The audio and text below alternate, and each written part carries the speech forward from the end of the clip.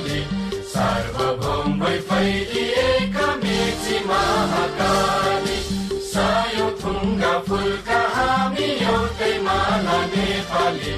सार्वभौम भई फैलिएका मेची महाकाली